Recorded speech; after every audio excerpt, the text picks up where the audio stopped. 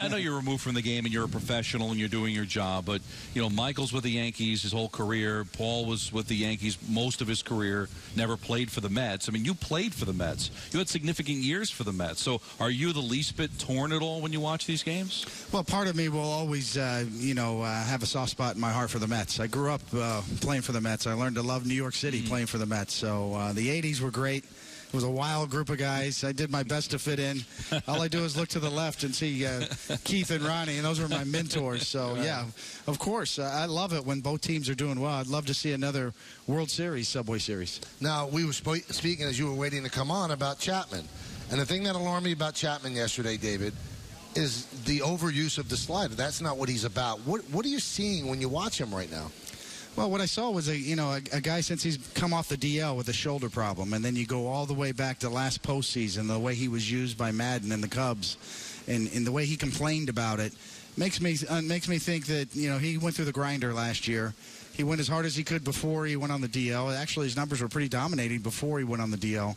Since he's come off the DL, not so good. His ERA is a little under 5, and it was under 1 before he went on the DL. So maybe there's something lingering there. Maybe he needs a little break, maybe a step back right now. It looks like he's in search mode out there. Right. What combination do I need? Do I need more sliders? Do I need changeups? He's got 3 pitches. He's tried to throw all 3, but it looks like he's searching for what's the right mix of pitches. Now, it looks like he hurt himself covering first, so maybe that rest may come via a disable list stint. But whether that happens or not, do you think his job should be in jeopardy? Well, let me just say this, that if the Yankees want to go deep into the postseason, you need Chapman. To get where you want to go, you've got to have him in there and in a significant role.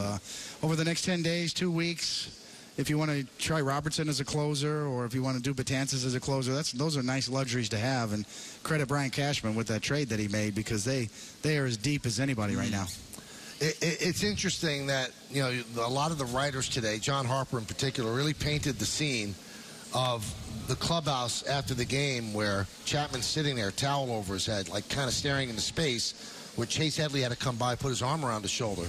How much of this game when you're on the mound is mental? Let's say that his arm doesn't feel 100%, but how much does the mental part set him back where he's starting to doubt himself? Yeah, all we had to do was watch his body language after that home run. The Mets have some good young talent. Rosario's starting to show himself, but I don't think I've ever seen Chapman react that way after a home run or blown save even. I mean, he was in a crouched position for a couple of minutes, it seemed like. So if you're reading body language, he was crushed without a doubt.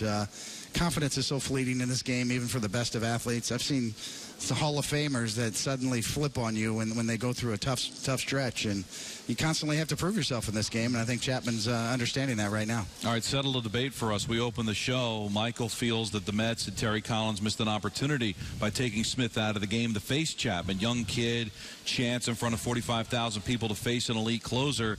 I say I credit Terry in what is going to be meaningless games down the stretch, that he's managing it straight up. You saw the way Cespedes was busted it down first base. You know these games mean something to Granderson and the veterans. So did Terry miss an opportunity, or do you like the fact that he managed straight up?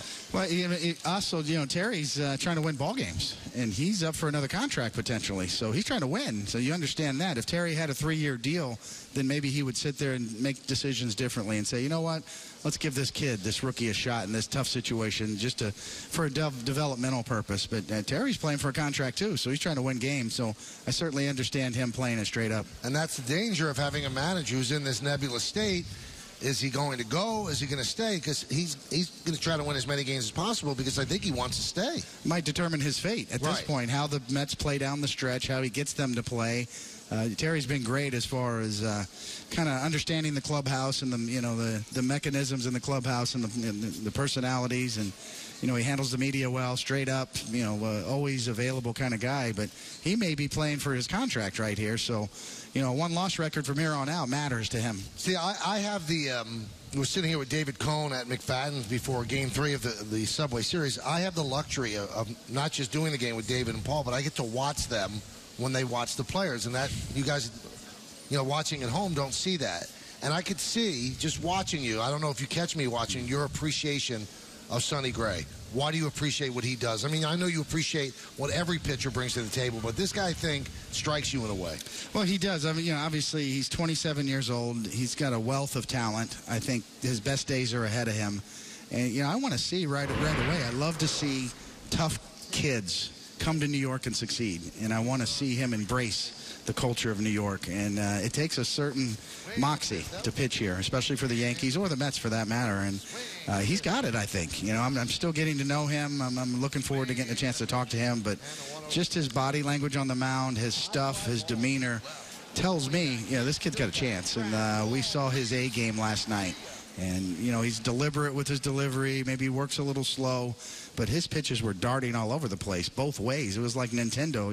You could move it this way, the ball would dive down and in. You move it that way, it dived left to right. So, I think he's got the stuff to really be successful here. And the Yankees need him, not only this year, but he's the answer in next year's rotation as well. I didn't get to hear your reaction because I wasn't in the booth at the time when they took him out.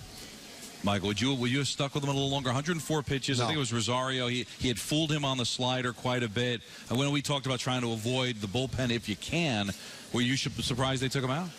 I thought they should have. I was surprised he came out to pitch the seventh because the one thing that you worry about was Sonny Gray staying healthy.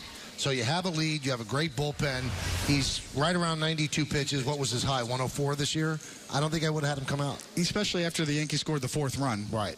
You had a chance to just sit on a positive there. 6 shutout innings, protect his health. Now, normally, and this is coming from me, the guy who threw 166 pitches at Shea Stadium in 1992. Right. But he does have a history, as Michael said. He's just now getting back to what he was through 2 or 3 years ago when he first broke in, and he was, one of the top pitchers in the league. So, yeah, I would be hesitant with him to push him, especially now that he's throwing well. And he's finally, for the first time all year, I think, that we saw, getting healthy and sharp again.